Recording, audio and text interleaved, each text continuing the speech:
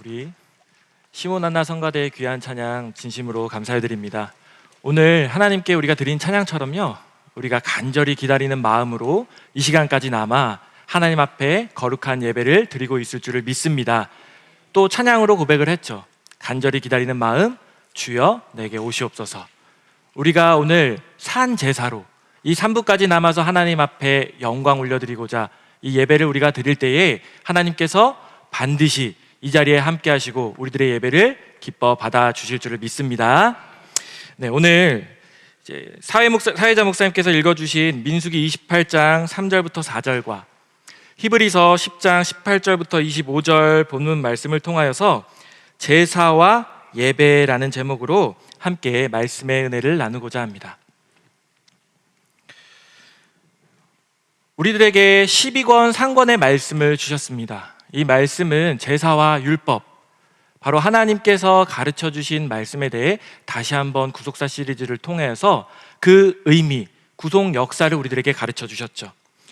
그 가운데 오늘 제목에 들어가는 이 제사, 하나님께서 가르쳐 주신 제사를 구속사 시리즈를 통해서 뭐라고 설명을 하고 계시느냐, 바로 아담 타락 이후에, 사람이 죄를 짓고 난 이후에 죄 때문에 하나님과 우리의 사이가 단절이 되었지만 그 인생들을 불쌍히 여기시고 거룩하신 하나님께 나아갈 수 있는 길을 열어주시고자 명령하신 제도가 제사다라고 말씀을 하십니다.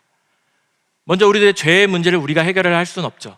그러나 하나님께서 우리와 선을 그으시고 만나지 않으시는 것이 아니라 하나님께서는 명령, 우리를 만나시고자 제사를 드려라 라고 말씀을 하신 것입니다. 그렇게 가르쳐 주신 제사를 보시면 그 특징을 피라고 할 수 있습니다. 레위기 17장 11절 말씀에 육체의 생명은 피에 있음이라. 내가 이 피를 너희에게 주어 단에 뿌려 너희의 생명을 위하여 속하게 하였나니 생명이 피에 있으므로 피가 죄를 속하느니라 라고 말씀을 하십니다. 즉 제사를 통해 제물을 잡아 하나님 앞에 제사를 올려드릴 때 그 제물을 통해 흘리는 피가 안에 생명이 담겨 있고 그 피를 통해 우리의 죄가 사해짐으로 하나님께 나아갈 수 있는 것이다 라고 말씀을 하시면서요, 하나님 앞에 드려지는 제사는 이 피와 관련이 있음을 우리가 배웠던 것입니다. 그렇게 피와 관련된 것을 신약에 와서 어떻게 되었느냐, 바로 우리의 죄를 구원하시기 위해 예수 그리스도께서 이 땅에 오셨습니다. 그 예수님이 이 땅에 오셔서 십자가에 달려 보혈을 흘리시는데 그 피는 우리의 죄를, 그 문제를 단번에 해결해 주셨다라고 말씀을 하시죠. 예수님의 보혈로 인하여서 단번에 들이신 바 되므로 우리들의 죄의 문제가 해결이 된 것입니다. 이에 히브리서 10장 10절 말씀에 이 뜻을 쫓아 예수 그리스도의 몸을 단번에 들이심으로 말미암아 우리가 거룩함을 얻었노라. 이처럼 하나님께서는 제사를 가르쳐 주시면서 하나님 앞에 나아갈 수 있는 방법, 그것을 명령을 하셨는데 그 특징인 피를 예수 그리스도를 통해 단번에 해결해 주셨다라고 말씀을 하시는 것입니다. 이를 통하여 예수 그리스도 오신 이후에 어떻게 변화가 됩니까? 하나님 앞에 제물을 준비하여서 제사를 드리는 제사의 방법에서 이제는 예수 그리스도 오신 이후에 이제는 믿음을 가지고서 주시는 말씀으로 하나님 앞에 예배를 드리는 그러한 시대가 신약시대, 지금 우리가 예배를 드리는 이 자리다라는 것이죠. 그럼 우리가 오늘 믿음으로 드리는 이 예배, 하나님 앞에 제사를 드리는 것이요, 또 신령한 제물 예수 그리스도께서 우리의 단번에 드리신 제물이 되어주심으로 말미암아 그 피가 오늘 우리들의 죄를 다 사하여 주신다는 것을 꼭 믿으시길 바라겠습니다.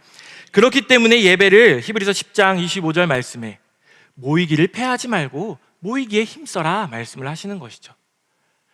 제사가 아닌 예배의 시대가 시작되었으니 너희는 이제 모여서 하나님의 전으로 나와 모여 예배드리는 삶을 통해 기다리는 아버지의 곁으로 오라라고 말씀을 하고 계신 것입니다. 오늘 우리가 제사와 예배라는 그 제목을 통하여서 하나님의 이 말씀을 주신 뜻이 무엇인지 다시 한번 상고하고 또 깨닫는 은혜를 구할 때 우리들에게 은혜를 더하심으로 우리가 바른 신앙, 하나님께서 원하는 신앙을 통하여 아버지와 만나게 되는 귀한 축복이 있을 줄을 믿습니다. 첫 번째 대지로 제사의 모습을 한번 살펴보도록 하겠습니다. 예수 그리스도 오신 이후에 제사가 예배가 되었지만 그 제사가 절대 중요성을 잃은 것은 아니죠. 그렇기 때문에 12권 말씀을 통하여서 이 제사의 모습을 자세하게 가르쳐 주고 계십니다. 그러면 작은 첫 번째로 얼마나 많이 드렸나? 구약 시대 때 하나님을 믿는 백성들에게 제사를 명령을 하시면서 우리가 알아볼 것은 그럼 그 제사가 얼마나 많이 드려졌나? 라는 것을 살펴보려고 합니다. 오늘 본문 말씀인 민수기 28장 3절부터 4절 말씀에 매일 이 수양을 둘씩 상번제로 드리되라고 말씀을 하십니다. 아침에 한 마리를 드리고 저녁에 한 마리를 드리고, 즉 구약시대 때 이 디폴트 값, 우리가 기본이 되는 것은 매일매일 아침 저녁으로 하나님 앞에 제사를 드리는 것이 하나님이 명령하신 믿음의 백성의 삶이었다라는 것입니다. 그렇게 하나님께서는 기본적으로 상번제를 가르쳐 주셨죠. 그러면서 이 제사에 대해 5대 제사를 가르쳐 주십니다. 번제, 소제, 화목제, 속죄제, 속건제. 이에 대해서는 구속사 시리즈 12권 상권 말씀을 통해 자세하게 가르쳐 주고 계십니다. 그 가운데 오늘 상번제에 해당하는 번제 부분을 한번 살펴보도록 할 건데요. 기본적으로 이 상번제, 매일 아침과 저녁에 드리는 제사가 있다. 즉 1년 내내 365일 하나님 앞에 드리는 제사가 있어야 한다라고 명령을 하고 계시죠. 그런 다음에 특별한 날과 절기에는 각 절기에 맞는 번제물을 더하여 드려라 라고 명령을 하십니다. 이 상번제가 있기 때문에 그것과 퉁쳐서 드리는 것이 아니라 하나님께서 말씀하시기를 더하여 드려라 라고 말씀을 하시죠. 이 말씀 민수기 28장 10절이나 15절, 24절, 31절, 그리고 29장 6절과 11절, 16절, 39절 이 말씀을 통해서 더하여 드릴 것을 명령을 하고 계십니다. 그렇게 상번제가 있고 더하여 드리는 것 가운데 안식일에는 1년 되고 흠없는 수양 둘을 드려서 2배의 제물을 하나님께 드렸음을 가르쳐주고 있습니다. 이 말씀은 민수기 28장 9절부터 10절 말씀에 안식일을 지킬 때 이 제사를 더 드리는데 그 끝에 뭐라 말씀하셨느냐? 상번제와 그 전제 외니라. 하나님 앞에 드리는 예배는 철저하게 드려질 때에 그 제사가 상번제 매일 아침 저녁으로 드리되 하나님께서 말씀하시는 지키라 명하신 절기에는 그에 맞춰 더하여 드릴 것을 말씀을 하시죠. 또 초하루인, 매월 초하루인 월삭과 무교절에는 수송아지 둘과 수량 하나, 1년 된 흠없는 수량 7을 드렸다라고 말씀을 하십니다. 그리고 나서 이제 쭉 제사의 모습을 말씀을 하십니다. 이 절기들이 나오죠. 초실절에는 1년 된 흠없는 수량 하나를 드려라 말씀을 하시고요. 그리고 칠칠절인 오순절에는 수송아지 둘, 그리고 수량 하나, 1년 된 수량 7을 더하여 드립니다. 나팔절과 대속절이 되었을 때는 수송아지 하나, 수량 하나, 1년 된 수량 7마리를 하나님께 드리죠. 그리고 초막절에는 어마어마한 양을 하나님 앞에 제사를 통해 드립니다. 이 티시리얼인 7월 15일부터 8일간 드리는데 첫째 날은 수송아지를 13마리, 그리고 수량은 2마리, 1년 된 수량 14마리를 하나님 앞에 드려라 라고 말씀을 하십니다.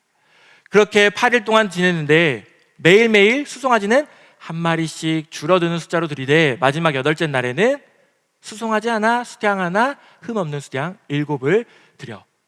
이 초막절 가운데는 총 199마리의 번제물을 하나님 앞에 드리는 것을 알 수 있습니다. 여기서도 상번제와 안식일의 번제는 따로 합하여 드리는 것이 아니라 따로 드리는 것이다 라고 말씀을 하시는 것이죠. 이렇게 번제가 있고요. 또 5대 제사를 다 합해보면은 이것뿐만이 아니라 이스라엘 백성들의 제사는 너무나도 바빴습니다. 자원하여 드리거나 나라적인 일로 드리는 화목제가 있죠. 그리고 개개인의 삶 가운데에 하나님께서 주신 율법, 말씀을 어기는 그 순간들이 얼마나 많았겠습니까? 그 순간마다 명령하신 대로 내가 살기 위하여 속죄제를 드립니다. 그리고 남에게 피해를 입혔을 때에는 그것에 대한 합당한 값을 치르기 위해서 속건제를 드려라 명하셨고, 이 속건제 또한 이스라엘 백성들의 제사를 드리는 삶에 들어갔죠. 그리고 동물을 드리는 뿐만 아니라 곡식을 통하여 하나님 앞에 드리는 소제도 있었습니다. 이렇듯 구약의 제사 얼마나 많이 드렸나라는 것을 살펴보면 이미 기본적으로 상번제를 통해 1년 내내 이스라엘 백성들의 삶은 매일매일 예배를 드리는 삶이요, 추가로 하나님께서 지켜라 명하신 날이 있으면 그 날을 지키기 위해 더하여 드리는 삶을 드렸던 것이 구약의 제사의 삶이었다라는 것입니다. 이렇게 제사의 모습을 통해서 얼마나 많이 드렸냐 우리가 살펴보았고요. 두 번째로는 그 제사를 드린 제사장의 삶을 한번 알아보려고 합니다. 이 제사장의 삶을 우리가 알아보는 이유는 베드로전서 2장 9절 말씀에 바로 우리가 왕 같은 제사장이 되었기 때문에 지금의 예배를 드리는 우리들이 그 제사장의 삶을 알아야 한다라는 것이죠. 분명 우리들에게 오직 너희는 택하신 족속이요 왕 같은 제사장들이다라고 말씀을 하십니다. 2025년도 우리 교회의 표어가 무엇입니까? 산제사로 정결하고 거룩한 백성이 되어 구속사 성취에 힘쓰는 교회라는 표어를 우리들의 2025년도 우리 한 해에게 주셨습니다. 그럼 여기서 말씀하신 거룩한 백성이 되어야겠죠. 그럼 거룩한 백성이 뭔지를 구속사 시리즈에서 말씀을 하시길, 그 정결함을 이룬 다음에 거룩함까지 나아가야 한다라고 가르쳐 주십니다. 이것을 성전의 구분을 통해서도 말씀을 하시죠. 뜰까지 나왔을 때는 정결함을 이루고 그 다음에 성소, 거룩한 성소와 지극히 거룩한 지성소까지 나아갈 때 거룩해지는 것이다. 즉 우리가 이 제사장이 될 때 거룩한 백성으로 그 삶을 살아간다라고 말씀을 하십니다. 히브리서 10장 19절에서 20절 말씀에서는 예수 그리스도께서 이 보혈을 흘리심으로 휘장을 열어주셨다 말씀을 하시죠. 즉 거룩한 지성소로 들어갈 수 있는, 우리의 거룩한 삶을 살 수 있는 산 길을 열어주셨다라고 말씀을 하십니다. 바로 이 삶이 제사장의 삶이요 하나님 앞에 예배드리는 삶이다라는 것을 먼저 기억하시길 바라겠습니다. 이렇게 제사의 특징이 먼저는 우리가 피라고 앞서서 살펴보았습니다. 그럼 이 제사장의 삶을 이 제사와 연관을 지을 때 그 특징인 피랑 연결을 해보면요, 소 한 마리를 잡을 때 나오는 피의 양이 알아봤더니 약 40리터가 나온다고 합니다. 그리고 염소나 양 한 마리를 잡을 때에는 피의 양이 약 5리터 정도가 나온다라고 하죠. 이렇게 하나님 앞에 제사를 드릴 때 제사장이 제물을 잡으면 이처럼 많은 피가 흘러나왔다는 겁니다. 가장 많은 제물을 드렸던 이 초막절이 되었을 때 그 첫째 날, 첫날 하나님 앞에 드린 제물의 그 피의 양을 계산을 해보니까요 약 600리터나 되는 피가 흐르게 됩니다. 그 600리터가 얼마나 되냐 알아봤더니 우리 집에 있는 그 욕조, 한 욕조 하나에 대략 300리터가 들어간다고 합니다. 즉 욕조 2개를 가득 채우는 그 피가, 그 제사를 드리는 순간 그 피가 철철철철 흘러나오는 제사를 드리는 피와 연관된 제사장의 삶이 있다라는 것이죠. 제가 예전에 유튜브를 보다가 이제 여행 유튜브를 하나를 봤는데요, 지금도 어떤 나라에서는 그 믿는 종교로 인해 제사를 잘 드릴 때 직접 제물을 잡는 그 장면이 담겨 있었습니다. 그 제사를 드리기에 사람들이 줄을 서서 앞에서 뭐 토끼를 사기도 하고요, 염소를 사기도 합니다. 그러면 그것을 가지고 올라가서 이제 제단에 나아가면 그 제물을 잡는 역할을 하는 사람이 있죠. 그런데 그 장면을 볼 때 그 사람들이 언덕으로 이렇게 줄을 서서 올라가고 있는데 밑으로 피가 질질질질 하루 종일 흐르고 있습니다. 이 모습을 보면서 구약시대 이스라엘 백성들이 하나님 앞에 예배를 드릴 때 이 제물을 잡았을 때 이처럼 많은 피가 흘러나왔겠구나. 그럼 제사장의 삶에는 피가 멈추지 않는 그러한 삶이었겠구나라는 것을 알 수 있었습니다. 이 구속사 시리즈에 나와 있는 그림이죠. 제물을 잡는 제사인의 그림이 나옵니다. 하나님 앞에 드려지는 그 제물을 잡기 위해 제사인, 이 제사를 드리는 사람 제사장은 이 피를 내기 위해, 목숨을 끊기 위해 직접 손으로 그 생명을 끊어야 했다라는 것이죠. 그러면 제사장의 삶은 어떠한 삶이었느냐? 피와 연관을 지어보니까요, 바로 매일매일 제사를 드리는 삶은 바로 생과 사, 하나님 앞에 나의 생명이 걸려있는 자리요, 내가 죽음으로 가는 길로부터 살아나는 자리구나 라는 것을 매일매일 아침 저녁으로, 또 드려지는 그 모든 자리마다 체험하며 손으로 느끼며 그러한 삶을 사는 것이 거룩한 제사장의 삶이었다라는 것입니다. 그럼 이 제사장의 삶을 돌아보면서 우리들의 예배의 이 모습을 살펴볼 때, 우리들은 과연 하나님 앞에 생명을 건 예배를 드리고 있는가라는 우리의 모습을 살펴볼 수가 있게 되는 것입니다. 구약시대 때 제사를 통하여서 하나님께서는 제물을 잡게 명령을 하셨죠. 그 제물을 통하여서 많은 피를 흘리며 그 눈앞에서 거룩한 제사장의 삶에서 생과 사를 보게 하셨습니다. 오늘날 우리들의 예배, 하나님 앞에 매일 드리지 못할지라도 우리가 그럼 명령하신 날, 거룩한 날 하나님 앞에 예배 드리러 나오는 이 순간, 이 자리, 이 지금 우리가 하나님 앞에 생명을 건 예배를 드리고 있는가? 나의 이 자리가 피를 흘리는 제물에 생명이 달려있듯이 나의 생명이 달려있는지, 나의 예배의 자리를 돌아보며 신명기 6장 5절의 말씀과 같이 우리들은 마음을 다하고 또 성품을 다하고 힘을 다하여 하나님을 사랑하는 그러한 생명을 건 예배를 드리는 우리 모두가 되어야 할 줄을 믿습니다. 자, 이렇게 우리가 제사의 모습을 알아봤고요. 그러면 두 번째로 제사를 통해서 깨닫는 신앙을 한번 살펴보려고 합니다. 제사가 예배가 되었고 그 가운데 생명이 걸려있는 예배의 자리라는 것을 우리가 그 귀중함을 깨달았죠. 그럼 이를 통하여서 우리가 바라봐야 할 신앙이 무엇인가라는 것입니다.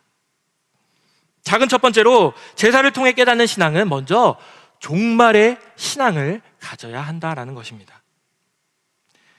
앞서 이 제사의 자리, 예배의 자리는 생명이 걸려 있었죠. 삶과 죽음을 바라봤습니다. 그럼 우리가 이것을 깨달았을 때 나의 예배의 자리, 생명을 걸고 예배를 드린다면 우리도 무엇을 봐야 합니까? 그 끝, 바로 종말을 깨닫고서 그 종말도 생각하는 신앙이 되어야 한다라는 것입니다. 에녹의 삶이 무두셀라를 낳은 이후에 무두셀라를 낳고 그 종말을 바라보는 신앙을 가졌다라고 말씀을 하십니다.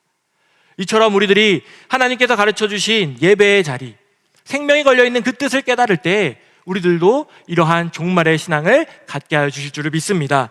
원로 목사님께서는 종말의 신앙의 자세에 대해서 뭐라고 가르쳐 주셨느냐? 원로 목사님의 설교 말씀을 보니까요, 인침을 받기 위해, 그 말씀을 깨닫기 위해 준비된 자세가 종말의 신앙의 자세다라고 가르쳐 주십니다. 그러면서 말씀하시길, 그 주시는 말씀 깨닫기 위해 얼마나 노력하고 있느냐 말씀을 하셨어요. 그러니까 우리가 이 말씀을 들을 때 필기하는 것을 가르쳐 주셨죠. 열심히 깨닫고자, 인침을 받고자 노력하는 우리의 자세가 바로 종말의 신앙의 자세다라고 말씀을 하셨습니다. 그러면서 창세부터 이미 종말을 말씀을 하셨지만 그 말씀을 깨닫지 못했다라고 말씀을 하십니다.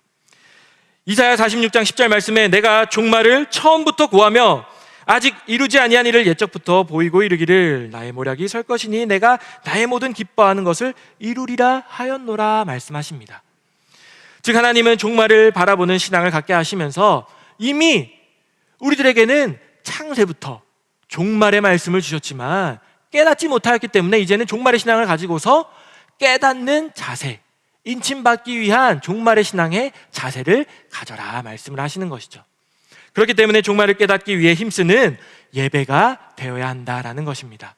마태복음 13장 35절 말씀에서도 창세부터 감추인 것들이 드러나지는데 이것은 말씀을 통하여 이루어진다라고 말씀을 하십니다. 즉 말씀을 주시는 이 예배의 자리를 통하여 종말의 신앙을 가지고서 깨닫고자 노력을 하는 우리들의 예배가 될 때 하나님께서는 이 우리들로 하여금 깨닫는 은혜, 인침을 쳐주시는 놀라운 은혜가 있다는 것을 믿고 애쓰시는 우리 모두가 될 줄을 믿습니다. 그럼 이 인을 어떻게 쳐주시느냐? 바로 성령님께서 인을 쳐주시고 보증이 되어주신다라고 말씀을 하십니다. 이 말씀은 에베소서 1장 13절 말씀에서 가르쳐 주시죠. 그 안에서 너희도 진리의 말씀 곧 너희의 구원의 복음을 듣고 그 안에서 또한 믿어 약속의 성령으로 인치심을 받았으니, 분명 인치심은 약속의 성령을 통하여 받는다라고 말씀을 하십니다. 그리고 고린도후서 1장 22절에는 보증으로 성령을 우리 마음에 주셨다. 즉 하나님의 말씀을 깨닫고자 애쓰며 예배에 집중하여 말씀을 듣는 우리가 될 때 어떻게 됩니까? 성령님을 보내주셔서 깨닫게 해주심으로 우리가 그 깨닫는 뜨거워짐을 가질 때 그 성령님이 우리의 인침에 보증이 되어 주신다라는 말씀인 것입니다. 그럼 이렇게 깨닫게 해주시면서 성령님께서는 무엇을 해주시느냐? 바로 성령님께서는 때가 되면 장래의 일, 그 종말, 바로 아버지에 대한 것을 밝히 일러주신다 말씀을 하셨습니다.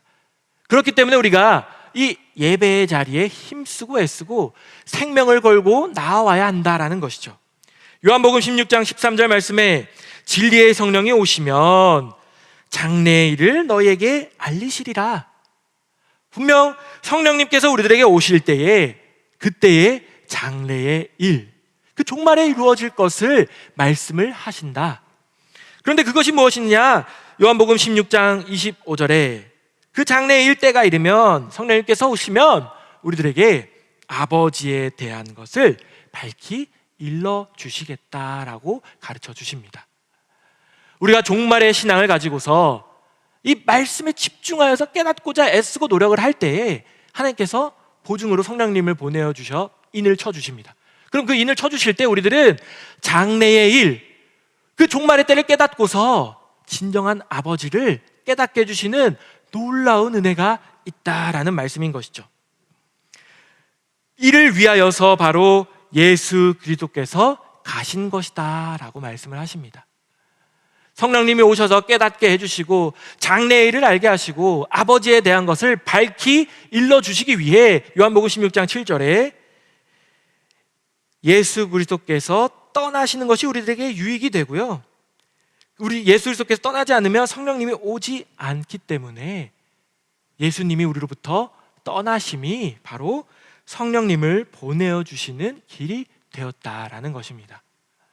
예수님이 우리와 함께 하지 않는 그 슬픔, 이때 당시에 제자들도 예수님이 끝까지 같이 계셨으면 앞으로 어떻게 해야 될지, 어려운 일을 만나면 하나님이 원하시는 방향이 뭔지 딱딱딱 알려주시고 편했겠지만, 그래서 제자들이 안타까웠겠지만 예수님께서는요 그 떠나시는 것이 우리들에게 유익이다라고 말씀을 하시는 것입니다.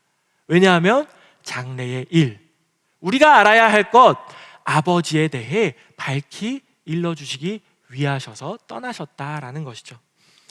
이 말씀을 기억하시면서 종말의 신앙을 가지고서 끝까지 우리가 살아남기 위하여 말씀과 함께 하시는 우리 모두가 되시기를 간절히 소망하겠습니다. 이 종말의 때, 종말의 신앙을 가지고서 우리가 살기 위하여 그래서요 말씀과 함께 해야 한다라는 것입니다. 분명 요한복음 16장 31절부터 32절 말씀에 예수 그리스도께서는 아버지께서 나와 함께 계신다 말씀을 하십니다.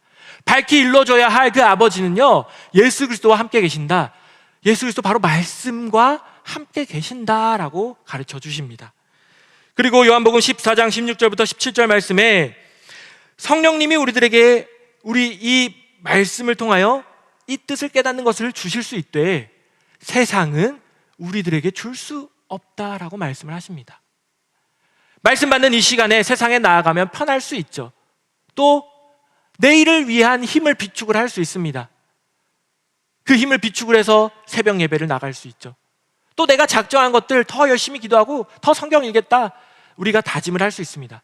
그러나 세상에 나아가는 순간요 세상은 이 깨닫는 이 성령님을 우리들에게 줄 수 없다라고 말씀을 하십니다. 우리들에게 주시는 성령님을 받기 위하여 우리들은 끝까지 말씀의 자리를 사모하며 그 자리를 지켜나가시는 우리 모두가 되어야 할 줄을 믿습니다. 그러할 때 종말의 때를 살아남게 하신다라는 것이죠. 그래서 이 오늘 본문 말씀 히브리서 10장 25절 말씀을 우리들에게 주신 것입니다. 모이기를 패하지 마라. 모이기에 힘쓰라. 바로 말씀이 있는 곳 교회의 자리, 하나님께서 말씀하신 이 제사, 예배의 자리에 나와 종말의 신앙을 깨닫고서 성령님을 받아 아버지를 밝게 알아라 라고 말씀하고 계신 것이죠. 오늘 제사와 예배, 이 말씀을 우리들에게 주셨을 때 깨닫는 성령님을 보내주셔서 이와 같은 종말의 신앙을 우리들에게 반드시 허락하여 주셨을 줄 믿습니다. 그럼 작은 두 번째로 제사를 통하여서 우리들이 깨닫는 신앙이 또 무엇이냐? 바로 산자의 신앙을 알아야 한다라는 것입니다. 우리가 깨달아야 할 것은 종말의 신앙을 깨닫고 나서 산자의 신앙을 깨달아야 한다라는 것이죠. 우리들 제사를 통하여서 하나님 앞에 드려지는 예배는, 이 자리는 생과 사, 내가 사느냐 죽느냐에 문제가 걸려 있다라는 것을 우리가 배웠습니다. 그럼 생과 사를 만나는 그 종말, 그 끝을 깨달을 때 우리들은 어디를 가야 합니까? 바로 사는 길, 생명의 길로 가야 하는 것을 깨닫는 것이죠. 바로 이 길이 산자의 신앙이다라는 것입니다. 우리들이 말씀을 깨닫게 하신 성령님을 통하여서 산자의 하나님을 믿는 신앙을 주신다라는 것입니다.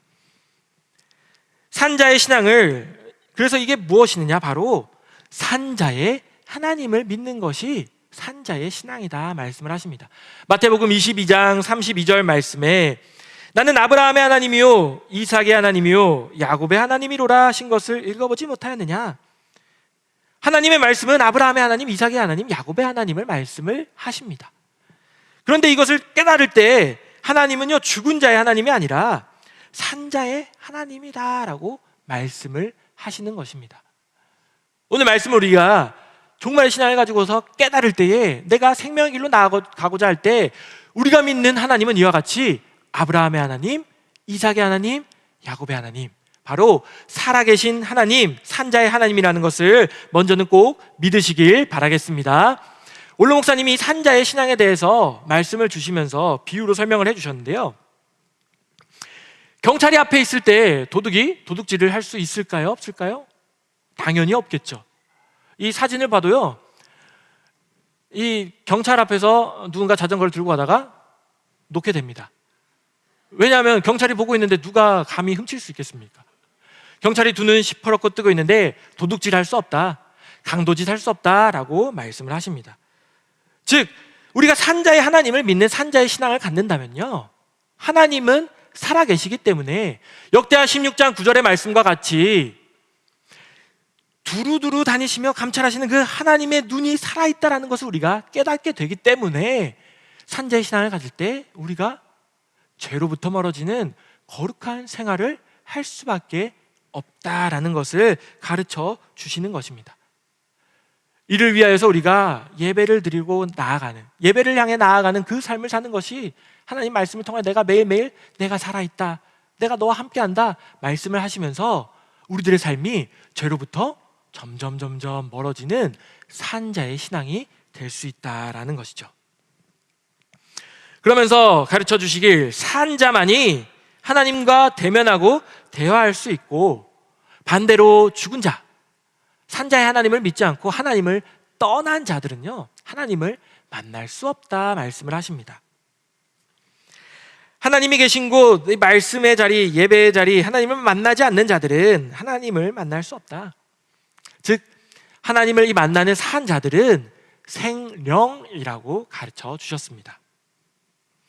그럼 이 가르쳐 주시는 생령이 뭐냐? 바로 하나님의 생기를 받은 자가 생령이다라고 가르쳐 주시죠. 창세기 2장 7절 말씀에 하나님이 사람을 지으실 때 흙으로 사람을 창조하시고 생기를 그 코에 불어넣으시니 사람이 생령이 된지라 말씀을 하셨습니다. 즉 하나님의 이 생기, 성령을 받은 자가 생령, 바로 산자가 될 수 있음을 가르쳐 주시죠. 이 말씀은 또한 요한복음 3장 3절부터 6절 말씀에 이 니고데모의 질문에 예수 그리스도를 통한 답변의 말씀으로 드러나 있습니다. 예수님께서 이 니고데모에게 거듭나야 한다, 그래야 하나님 나라를 볼 수 있고 들어갈 수 있다라고 가르쳐 주시죠. 그럼 니고데모가 사람이 어찌 거듭날 수가 있습니까? 다시 어머니의 뱃속에 들어가야 합니까? 라고 물었을 때 예수님이 가르쳐 주신 방법이 바로 성령님을 통하여 나는 것, 그 거듭나는 생명으로 나아가는 것이 산자요, 천국을 볼 수 있는 하나님을 보는 산자임을 말씀을 하셨던 것입니다. 그렇게 성령을 받아 하나님의 생기를 받아 산자가 될 때 뭐라고 말씀하시느냐? 하나님의 깊은 뜻을 깨달을 수가 있음을 가르쳐 주십니다.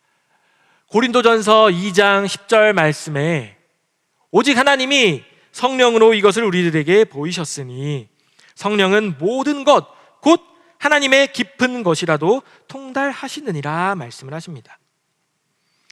산자, 하나님의 생기, 성령을 받은 자로 하나님을 만날 수 있게 되면요, 그럼 그 성령님이 무엇을 깨닫게 해주시느냐? 바로 하나님의 깊은 것까지도 통달하시게 하는 은혜를 주신다 말씀을 하십니다. 하나님의 깊은 것을 그럼 깨닫는 그 산자의 신앙이 결국은 무엇이 되느냐? 바로 변화를 깨닫는 신앙이구나라는 것을 말씀하고 계신 것이죠. 요한복음 8장 51절에 진실로 진실로 너에게 이르노니 사람이 내 말을 지키면 죽음을 영원히 보지 아니하리라. 하나님께서는 분명 죽음이 없는 세계를 말씀을 하십니다. 하나님의 그 깊은 것을 말씀을 하시면서 고린도전서 15장 51절 우리가 잘 아는 말씀이죠. 이때 하나님의 비밀이 있다 말씀을 하시면서 순식간에 호련히 변화하는 변화를 말씀하십니다. 이처럼 산자의 신앙을 가지고서 성령님을 통하여 깨달음을 얻을 때 하나님의 깊은 것을 가르쳐 주시는 것, 그것이 바로 하나님의 비밀, 죽음이 없는 세계, 변화의 그 신앙, 변화를 깨닫게 하는 놀라운 말씀이 있다라는 것이죠. 이 말씀을 듣고 또 깨닫고 나니 오늘 이 변화의 말씀을 깨달은 우리들이 하나님 앞에 산자요, 성령님을 받은 하나님 앞에 산자의 신앙을 가진 우리 모두가 된 줄을 믿으시길 바라겠습니다. 네, 제사를 통해 깨닫는 신앙, 이 종말의 신앙과 산자의 신앙을 알아보았습니다. 그럼 오늘의 말씀의 정리로 결론적으로 제사와 예배로부터 나아가서 하나님 앞에 드려진 예배에 생명이 걸려있고 이를 통해 종말을 깨닫고 또 우리가 산자의 길을 가는 산자가 될 때 하나님께서 깊은 신앙, 변화를 깨닫게 해주심을 통하여 우리가 알아야 할 것, 우리가 그래서 오늘 가지고 가야 할 것은 바로 살아있는 신앙이 되어야 한다라는 말씀입니다.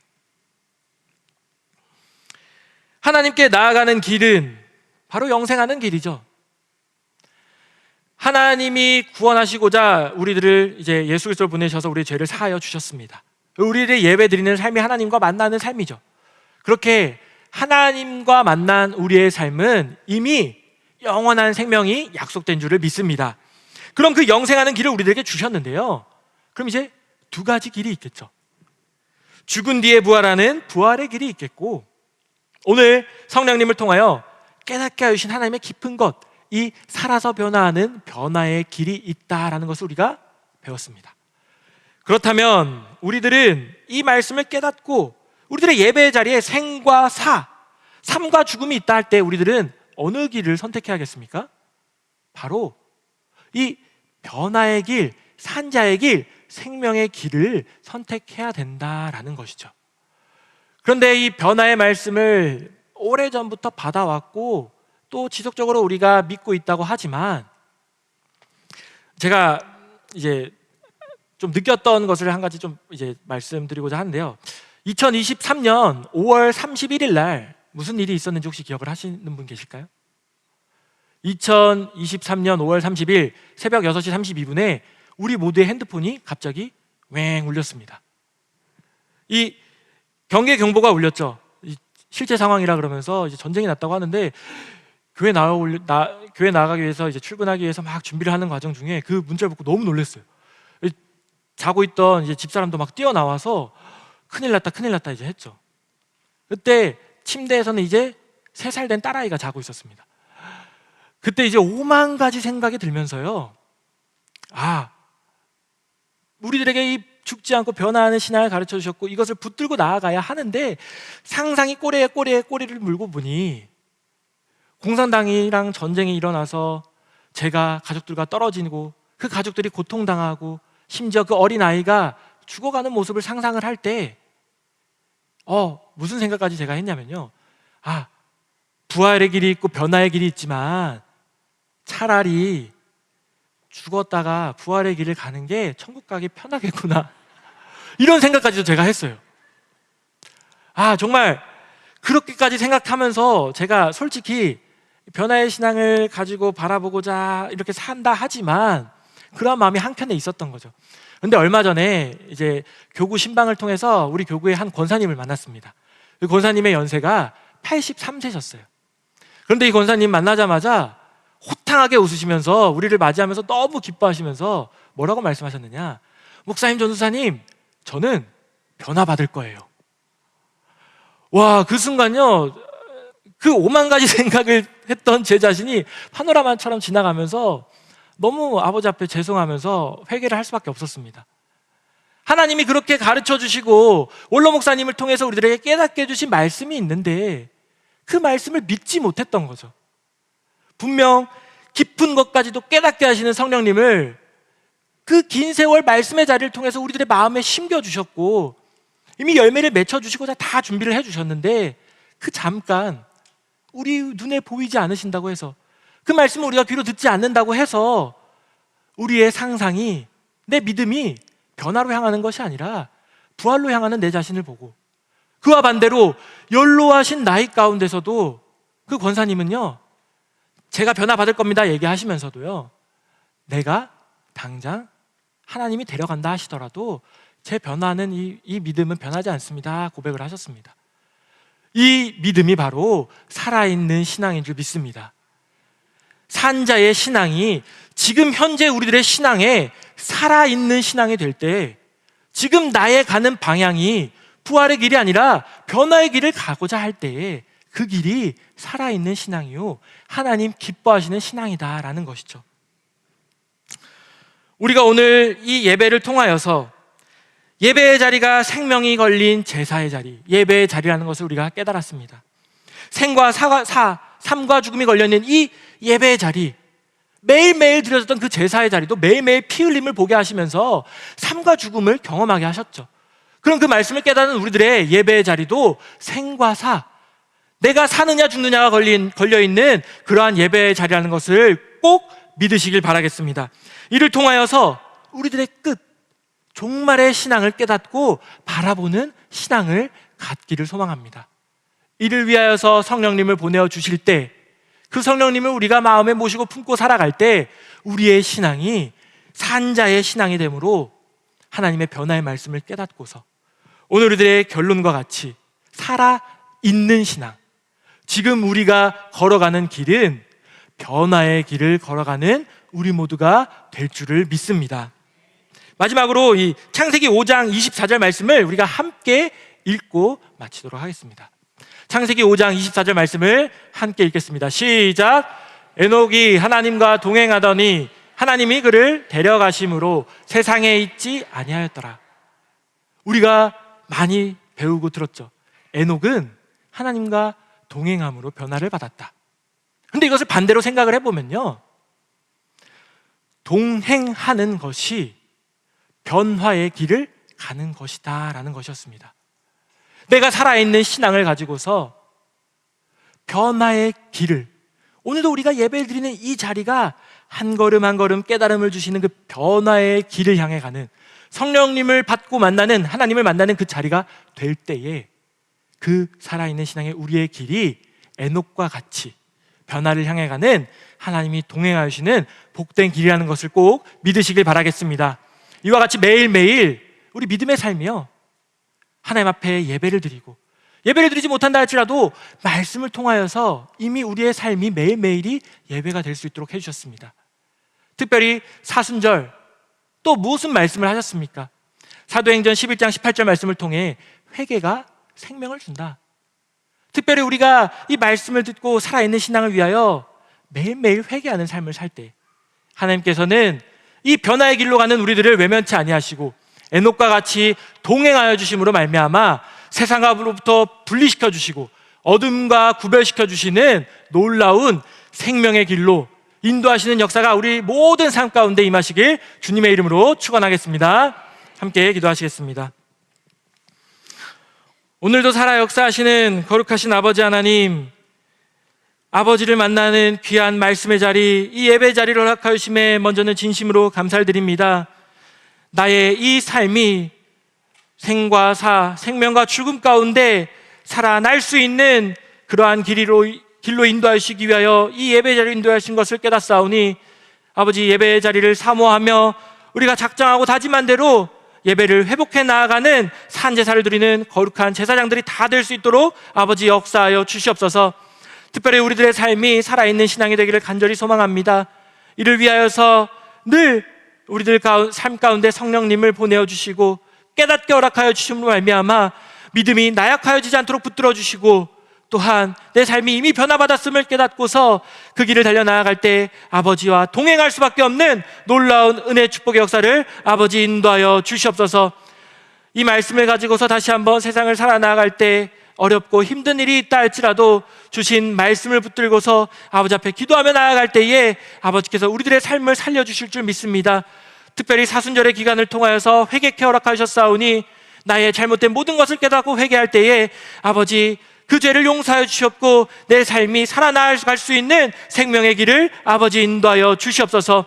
오늘 드려진 이 모든 예배 아버지께서 기뻐 영광 받아주신 줄을 믿고 감사를 드리오며 거룩하시고 사랑이 많으신 우리 주 예수님의 이름으로 간절히 감사 기도 올리옵나이다. 아멘.